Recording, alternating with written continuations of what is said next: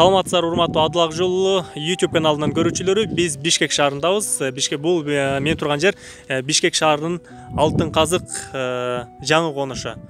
Бул жер Бишкек шаарындагы ушул мусор таштоочу атайын полигон, ошонун жанында жаңы конушта ушул муктаж адамдар көбүнчө жашайт экен бул жакта. Азыр биз тарта турган 50 жаштагы ден соолугуна мүмкүнчүлүгү чектелген 50 жаштагы эненин жашоосун тартып беребиз биз сиздерге. Бизде ушул Бишкек шаарындагы сапарыбызга бул байкелерибиз өздөрүнүн салымын кошту. Анткени булар бизге атайын билдирүү жолдогон. Ушул жакта алтын конуш жаңы конушунда кыйналган үй бүлө бар экен, ошолорго тартып бир өздөрү муктаждыгы бар экен, ушуну коомчулукка чыгарып койсоңор деп бизди чакырышкан. Кайра келдик. Жүрүңүздөр, эми эжеге баралы. Өзүңүз тааныштыра кетсеңиз, бул кантип бул эжени көрүп калдыңыздар, ушундай муктаждыгын? Мен Бешебаев Замирбек. Бул эжеге кечегиде Курбан айт күнү ушу Алматылык балдардын демилгеси менен бир аз эт продукттар таратканда келдик эле, ошондо көрүп калып, ошентип бизди чакырдыңыздар. Коомчулукка чыгарайлы деп силерди чакырып отурабыз. Урматтуу көрүүчүлөр, эсиңиздерге сала кетсек, буга чейин дагы байкелерибиз ушул социалдык муктаж, ден соолугуна муктаж адамдарга жардамдарды берип келишкен экен. Саламатсызбы? Азыр дагы биздин чыгармачылык топ менен келип жатышат. Биздин тарта турган каарманыбыз. Саламатсызбы? Биздин келишибизди билесиздер. Ой, эми сиздердин атаганыңыздарды тапшырып койсоңуздар, андан кийин биз программабызды уланта берели. Эже мына ошо Алматыдагы эмелер биздин ошо достордун атынан не кылсыз, э? Чоң рахмат, бактылуу болсун. Алматыда иштеген ошо балдардын достордун атынан да. Тиги аман болсун, бар болсун, ден соолукта болсун, өмүрү узун болсун. Ден соолугу чын болсун. Казакстанда Жамбыл областында Таразда иштеген балдардын атынан. Аларга да Кудайым батасын берсин, ден соолукта болсун. Бата берип коюшуңар. Мага деп мени не кылып сыйлаган балдарга чоң рахматымды айтам. Ден соолукта болсун, ошо менин акыбалымды көрүп, билип туруп, ушунчалык жардам берип аткан ушу балдарыма чоң рахматымды, батамды берем. Кудайдан. Жакшы, сиздер атайын каражат топтоп алып келип берип атасыздар. Сыр болбосо канча каражат топтоп алып келдиңиздер, кандай болуп атат? Жакшы эле болуп атабы? Бир үйүн салганга эженин муктаждыгына жетеби каражаттар? Биз азыр 17 миң сом акча бердик. Дагы акча дагы чогулуп атат. Чогулуп калса эжеге дагы алып келип беребиз, үй бүткүчө жардам беребиз дагы. Сиздер дагы алып келип атасыздар, э? Бизге ошо 112 миң теңге, 20 миң 500 сом болуп акча болот экен, сомго которгон. Тараздан кыргыздар топтоп жиберишти. Анда сиздерге ийгилик болсун, тынч болуңуздар. Эже, сиз алгач Сиз рахмат, ким болбогула, разы болгула. Айтып берсеңиз, эже, өзүңүз тааныштырсаңыз, биздин келишибизди билесиз. Аты, фамилияңызды айтып, кандай муктаждык болуп атат, жашооңуз кандай болуп атат, көргөзүп берсеңиз бизге. Мен Мазалиева Сапаркүл, ушул Бишкекте, ушул жерде жашаганыма 13 жыл болду. Өз жалгыз боймун. 2 кызым менен турам. Чоң кызым иштейт, бирок эч нерсеге жетпейбиз. Мына мен жашап аткан жерим ушул жер. Мына үйдө турам. Сиздин канча балаңыз бар? Мен 2 кызым, 1 уулум бар. Уулумдун 4 өзү квартирада турат. Ана мен бул жерде мен жатам, бул жерде 2 кызым жатат. Ушул жерге батышабы? Эми баягы айла жок. Чатырда жашап атпыз да, үстү жабылган. Эми бизде кыргызча балагандай деп коет экен, баягы бастырма дегендей. Азык түйлүк эмелериңиз кантип атат? Азык түйлүктөр, тамак аш. Азык түйлүктөрдү дагы ушу Кудайым боорукер балдар бар экен, ошолорду алып келип, өзүм оор жумуш кыла албайм, көп жерге баса албайм, анан алар продуктыдан кайрылып турушат. Эже, сиз неңиз ооруйт, ошону айтып койсоңуз. Мен жүрөгүм ооруйт, анан башымда травмам бар. Көп нерсеге баса албайм, анан кичине бир нерсеге сыгылсам жыгылып калам. Анан ошон үчүн кичинекей кызым жанымда постоянно жүрөт. Мен мындай алыс жакка дагы, ысыкка да, суукка да чыдай албайм. Себеби ооруум көтөрүлүп кетет. Ошого байланыштуу бир кызым постоянно жанымда жүрөт. Чоң кызым жумушта.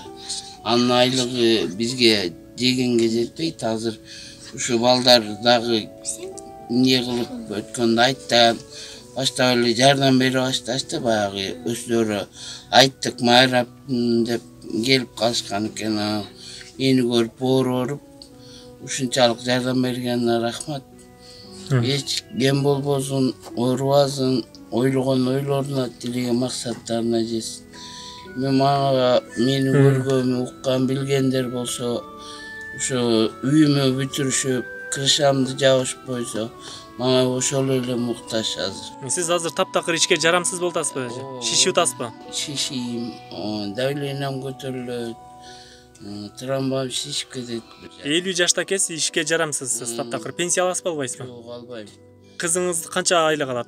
Кызым 14 миң алат. 14 миң алат, бирок эптеп кызыңыздын зарплатасын жеткирип ушул кепеде жашап атасыздар, чатырда деп коелу. Үйүмдү деле бүтүрүп, ошол жерге кирип алсам эле болду. Менин муктаждыгым ошол. Кыргызстан ушуну гана сурайт эле. Аз дагы көргөзүп берсеңиз, сыртта кантип жашап атасыз азыр? Сыртта бул жерим мына бул жер.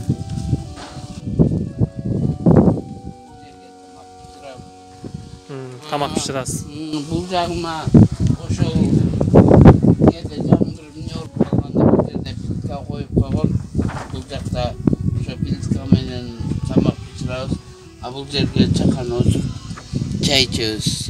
Аябай эмне болуп калганда.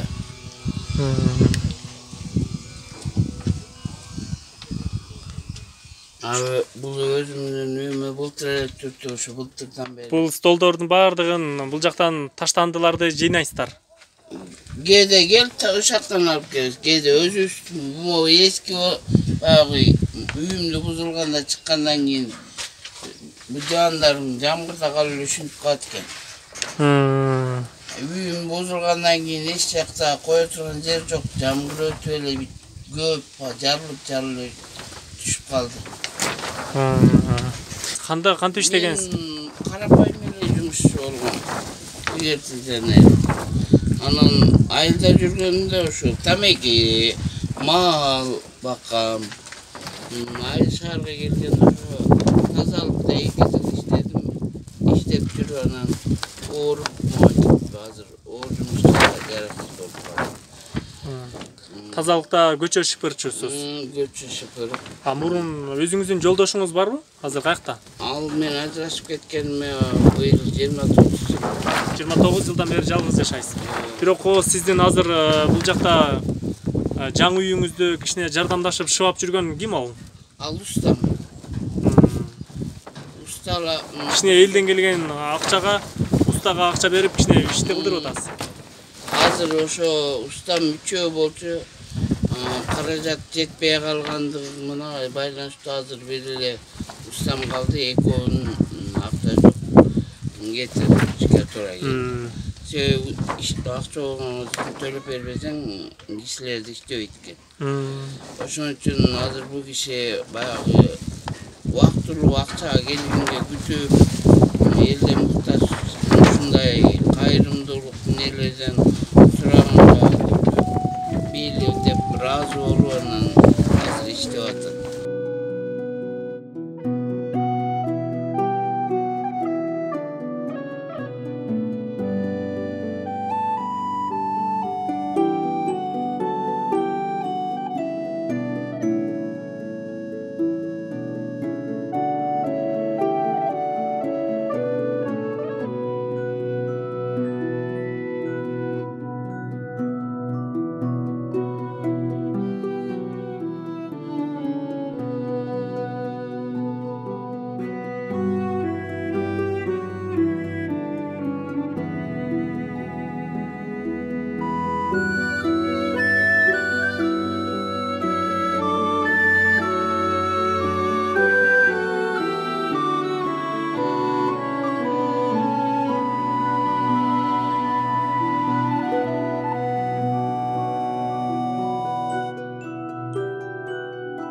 Бул байкелерибиз болсо ошо Бишкек шаарында атайын ушул кыйналып жашаган ушул эжеге өздөрүнүн жардамдарын берип ушул үйдүн бүтүп калуусуна бир өзгөчө салым кошуп жаткан инсандар бүгүнкү күндө. Айтып берсеңиз, бул үйдү ашар жол менен курулуптур деп атасыз. Кимдер салып бериптир, фундаментин ким салыптыр, анан пагза менен урулган окшойт. Анан не муктаждык болуп атат азырчы ушул туурасында кенен айтып берсеңиз, биринчи алгач өзүңүз тааныштырып коюңуз. Ассаламу алейкум, мен Бешебаев Замирбек, Ош областынын Кара Суу районуна караштуу Шаркы Айлыкбай тургунумун. Убактылуу Бишкек шаарында турам. Ушул эжеге бир аз жардам керек экенде досторубузга кайрылып, Казакстандан Тараз шаарынан досторубуз келип, бир туугандарыбыз 112.500 теңге жыйнап беришти. Алматыдан таныштар бар эле, алар бир 15 000 сомдой акча жыйнап беришти. Бул үйдүн тарыхына келсек, фундаментин кызынын коллективи чогулуп, ашар түрү жардам берип фундаментин бүтүрүшүптүр. Үйдүн дубалын болсо, ушу соседтери ашар түрүндө бүтүрүшүптүр. Эже бизге басканча суранып аткан жери ушул үйдүн айнек терезелерине, эшиктерине, крышага, бир аз ушу шыбагына жардам берсеңердер, ушу кышка чейин ушул үйгө кирип алсак жакшы болот эле дегенден, ушул Адыл Акжолулуу инибизди чакырып, ушу элге кайрылып атабыз. Кайрымдуу инсандар болсо, жардам бериңиздер. Айтып койсоңуз, ушул жерден сиз телефон аркылуу эле WhatsApp группаларга өзүңүздүн тааныштарыңызга эле ушул эже кыйналып жаттыр деп айтып ушунча каражат топтопсуз, Кудай буйруса, азыр мен YouTube каналыма бул видеону чыгаргандан кийин көп элдер көрөт деген ишеничтемин. Кудай буйруса, сиздердин ушул көтөргөн демилгеңиздер ишке ашып, ушул үй толугу менен бүтүп кетишине биз дагы тилектешпиз. Ардактуу көрөрмандар, сиздер да өз салымыңыздарды кошуп койсоңуздар болот. Бул Бишкек шаарындагы жаңы конуштардын бири. Бул жерде курулуш иштери кетип атат. Бул жакта жеке тараптар азыр үйдүн крышасын жапканга жыгачтар керек, шыйпырлар керек, айнектер дагы керек экен. Кимде ким ушундай мүмкүнчүлүктөрү болуп кала турган болсо, айнек канча айнеги бар? Айнек 5 айнеги бар экен. 5 айнеги бар. Канча эшиги бар? 4 эшик. 4 эшиги бар. 3 бөлмөлүү. Эшик, бир сырт эшик. 3 бөлмөлүү үй экен, жакшы. Дагы кандай жардам көргөзөйүн деп атасыздар сиздер? Билбедик, биз эми жардамыбыз ошол кайрымдуу инсандар болсо, мейли эженин номеринде калтырабыз, эжеге или бизге кайрылсаңыздар, берген акчаңыздарды, берген аманатыңыздарды ушу видео отчет менен же фото отчет менен кайрылып, же болбосо өзүңүздөр келсеңиздер, биз эми өзүбүз бош эмеспиз, бирок убакыт таап ушул жерге алып келип, түзмө-түз жардам берем десеңиздер деле бизге чалсаңыздар, алып келебиз ушул жерге чейинчи. Анда сиздердин ишиңиздерге ийгиликтүү болсун, урматтуу көрүүчүлөр. Эгер бул үй бүлөгө жардам берем дейт турган болсоңуздар, экран астындагы номерлерге жазыңыз. Экран астындагы номерлер. Номериңизди эле айтып коюңуз. Бешебаев Замирбек. Так, 0500 200 888. Ал ушул номерлерди терип, сиздер байланышка чыгыңыздар. Ушул үйдү ушу жардамга муктаж Бишкек шаарындагы Оорукчан эжебиздин үйүн тургузууга өз салымыңыздарды кошуңуздар.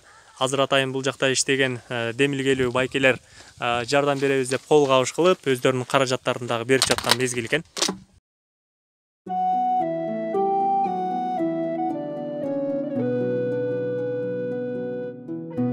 Азыр эми жөн эле ылайдан шыбап жаттыр мунучу.